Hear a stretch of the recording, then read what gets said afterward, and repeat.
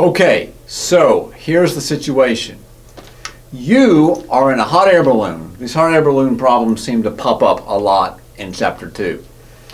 A little more represented in Chapter 2, I think they are, than they are in actual life, but what have you. Well, you're in a hot air balloon. Ever been in one? I have not.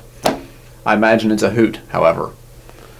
And you're going to release the ropes, and you're going to take off, and so you're on your way up. Okay. And when you are 10 meters, 10.0 meters from the ground, which is fairly high, right? 33 feet, height of a 3-story building. You're 10 meters up. You realize that your best friend, who is down here, okay, and who drove her car, this is her car, and here's your best friend. There she is. She drove her car, okay, or maybe you drove her car to the place where the balloon was going to launch, and you realized when you were 10 meters up that you still had her keys. All right, so here you are up here, okay, and exclamation point. You have her keys, so you need to let her have her keys back. So you reach out the keys, you reach out your hand, you grab the keys out of your pocket because she's got to get in the car and go home, but you can't do that without first having the keys. So what you do is you reach out your hand, the keys in them, and you let them fall. And you let them fall from rest, right? You don't need to throw them down, you don't need to throw them up, you just reach out, let gravity do the work, right? And you simply release the keys. First thing I want to do is talk about what happens to the motion of the keys in a general way. What happens to the keys? And let's say, for the sake of discussion, you're on your way up, and let's say you're moving up at a pretty good clip. Okay, say your initial speed or your velocity when when you release the keys was, I'm running out of room here. I'm going to put it further up, I believe. Let's say that the velocity was 8.0 meters per second. Okay. So that's how fast the balloon is going up. Okay. I just didn't have room to put 8.0 meters over here. That's how fast the balloon's going up when you release the keys. Now let's talk about the motion of the keys. Okay. What is the initial velocity of the keys? You're moving up at 8.0 meters per second. You reach out your hand and release the keys. Upon the instant upon leaving your hand, what is the velocity of the keys? It is not 0. You, the balloon, and the keys all share this velocity. So that velocity is not only the velocity of the balloon and you and the keys, it is the initial velocity of the keys upon them being released. In other words, when the keys are released, they are moving up at 8 meters per second. Okay. Henceforth, the motion of the keys will be just like as if you were at a height of 10 meters and took some keys and threw them up at 8 meters per second. Okay, they go up, they come down. So the initial velocity of the keys is not 0. The initial velocity of the keys is 8 meters per second. As if you were standing on a platform 10 meters above the ground, reached out over the cliff. You're standing at a cliff 10 meters high, standing over a cliff, and you throw the keys up at 8 meters per second. They're going to go up, they're going to come down. So that if we plot now, this is physics, so we like graphs. If you're going to plot the position, right, x is going to be positive upward. And we're only dealing in one dimension here, so we can just call the up direction x. And if we plot x versus t here, the first thing that's going to happen is the keys are going to move up. So the keys are going to take a path like this on the xt plane. They're going to move up this way,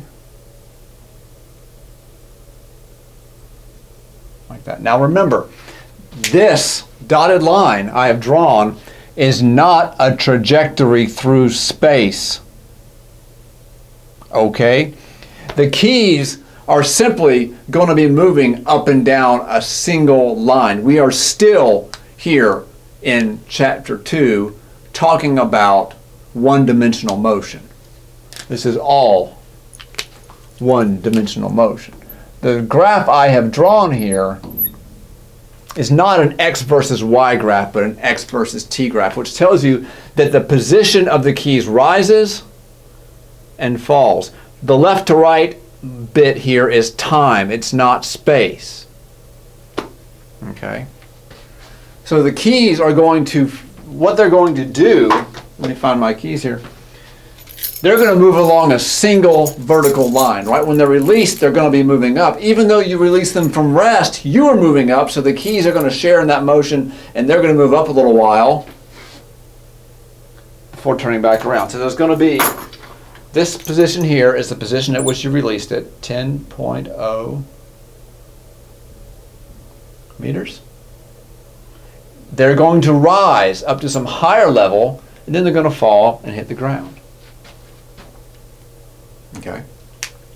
That is what's going to happen to the keys. It's counterintuitive. You think that because the issue is that you yourself are moving when you drop the keys. Your intuition says, I'm not moving. Right? But you are relative to the earth. You're moving up so that when you release the keys, they share that initial motion. They will move up a while. Their maximum height will be greater than 10 meters. Now, from your point of view, you're still moving up, so you see the keys go down. But from the Earth's point of view, the keys go up and then go down. Weird, but true. Okay? So that's kind of the quality of the motion. It's not a simple path down. It goes up, then comes down. This is not a trajectory in space. It's an x versus t plot. Okay? So, that being said, let's ask a question. First question being, let me see if I've got the order here. First thing I want to know is, how high does it go? We want to know what x max is, what the highest point above the ground is for the keys. It is not 10. It's going to be rising when you release the keys. You want to know what the highest value is. Okay?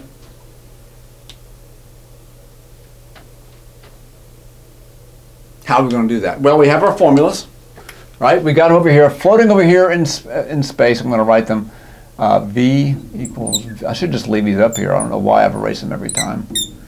X equals x naught plus v naught t plus 1/2 a t squared. V squared is v naught squared plus 2a delta x. And of course, in this case, this is a case of free fall,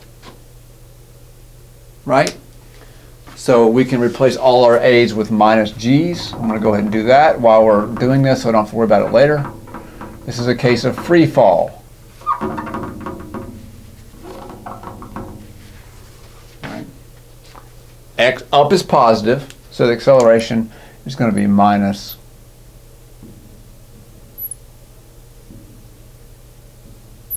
g. Okay.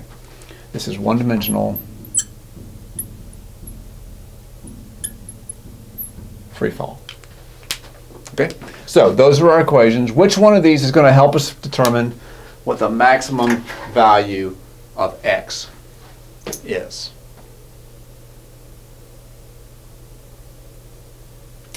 Well, what do we not know anything about? We don't know anything about time, right?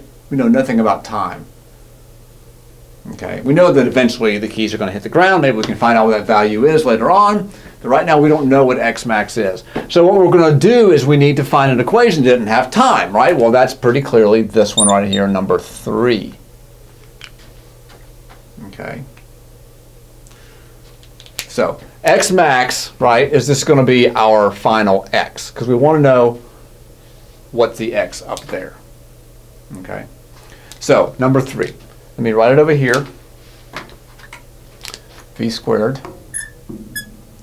Actually, I'm going to do this over here, I think, so I can still see you.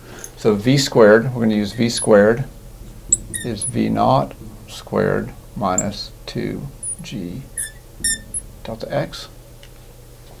Let's fill these out. What is, let's see, the final velocity? We're looking at the keys when at their highest point. Remember, this is motion totally vertical along a vertical line here. I know I've said it 80 times, but this is not a path through space. The keys don't go like that. Okay. You're not throwing the keys out this way. So what's the final velocity? At the height, final velocity is going to be the same as the final velocity at the height of my keys when I throw them up. Right? Throw them up at the height, the top, speed's going to be 0. The velocity is going to be 0. So this is 0. What is the initial velocity? Bang! There it is right there. 8 meters per second. So we know this. I've got to square it, but there it is. We know what G is. Right, this is free fall problem, so G is 9.81 meters per second squared.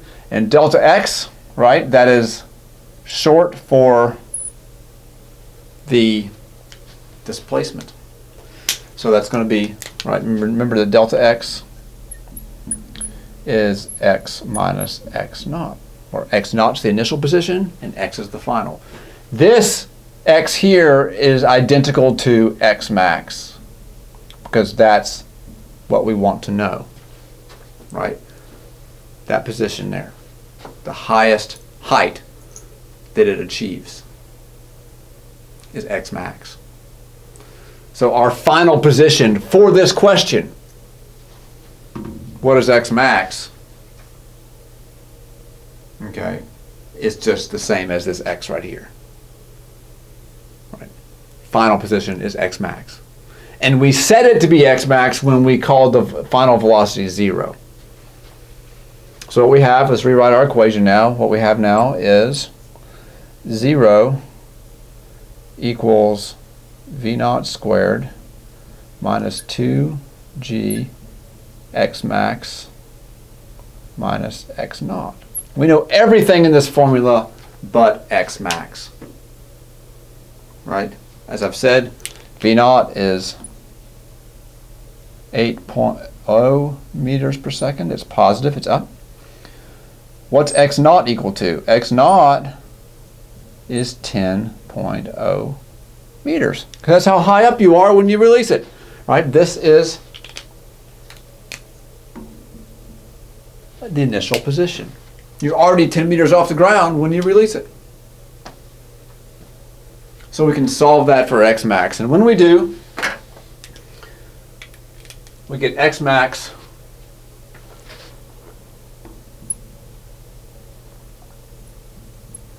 equals 13 meters. Actually, what I get is really 13.2. Let me go ahead and put this in there. We might be looking back at this number in a minute. 13.26 meters. So we're going to round that to 2 significant figures because that's what I give you. I give you 3 here and 2 there. So we're going to call this 13 meters. Okay, so you release the keys at 10 meters above the ground. But they rise an additional 3 meters. Okay. They rise an additional 10 feet almost before they turn back around. This is X max. When you plug in your numbers for V naught, for G, and for X naught, you get 13 once you do the cut for significant figures. Okay, in the final video for the review, we're going to ask 2 more questions about this. Okay? We're going to keep the same example and ask 2 additional questions.